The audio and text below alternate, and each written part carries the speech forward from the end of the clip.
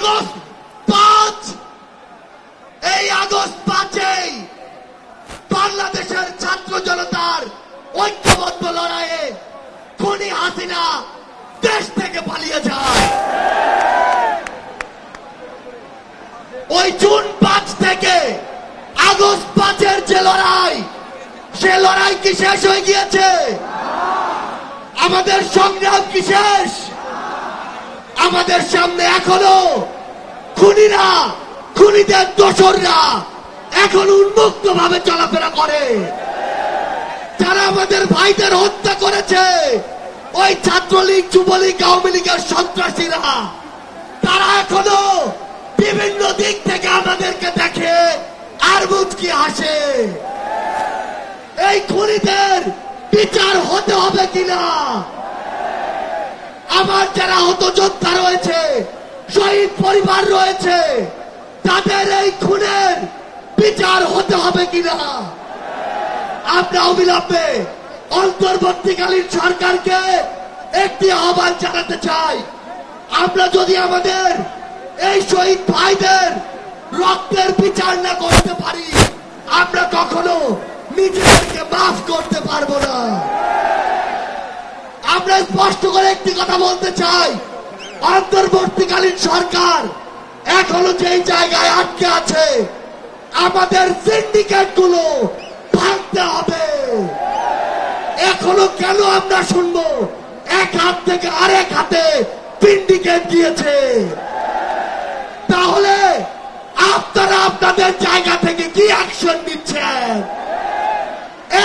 Antibacterial additive যুক্ত সেরা water tank বিশুদ্ধ পানিতে ব্যাকটেরিয়া জন্মাতে দেয় না। থেকে যদি আরেক হাতে সিন্ডিকেট যায়, তাহলে সেই হাত আপনারা ভেঙে দিচ্ছেন না কেন?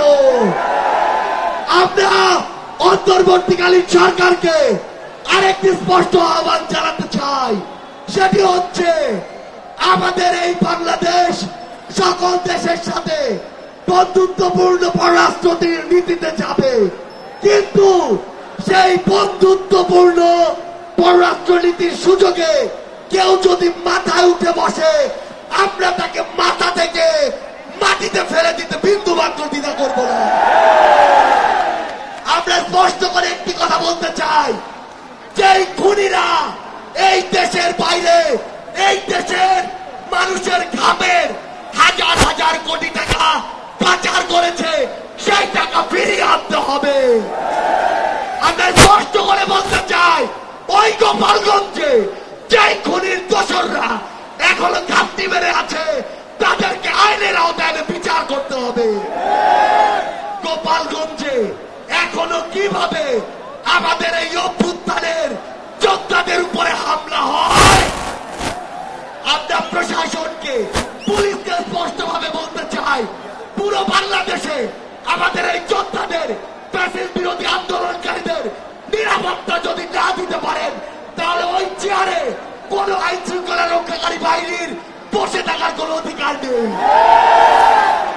আমরা স্পষ্ট করে শুধু একটি কথাই বলতে চাই, আমরা এই অন্তর্বর্তীকালীন সরকারের কাছে আমরা এই গণহত্যার বিচার চাই। আমরা সিন্ডিকেট থেকে আমাদের মানুষের মুক্তি চাই। আমরা পাচারকৃত অর্থ ফেরত চাই। আমরা দ্রব্যমূল্য নিয়ন্ত্রণ করে মানুষের স্বস্তি চাই। আমরা আহত যোদ্ধাদের সুচিকিৎসা চাই। পরিশেষে শুধু একটি কথাই বলবো, যে শব্দ নিয়ে এত মানুষ রক্ত দিয়েছে, এত মানুষ জীবন দিয়েছে, যে কেউ সেই সচিবালয়ে বসে হোক, পুলিশে বসে হোক, অন্য কোথাও বসে হোক, যদি সেই শব্দের সাথে, স্পিরিটের সাথে বিন্দু মাত্র বিশ্বাসঘাতকতা করার চেষ্টা করে, তাকে সমূলে উৎপাটিত করতে হবে। আমাদের আবারও দেখা হবে সংগ্রামের লড়াইয়ে অথবা রাজপথের বিজয়ে। ইনকিলাব জিন্দাবাদ।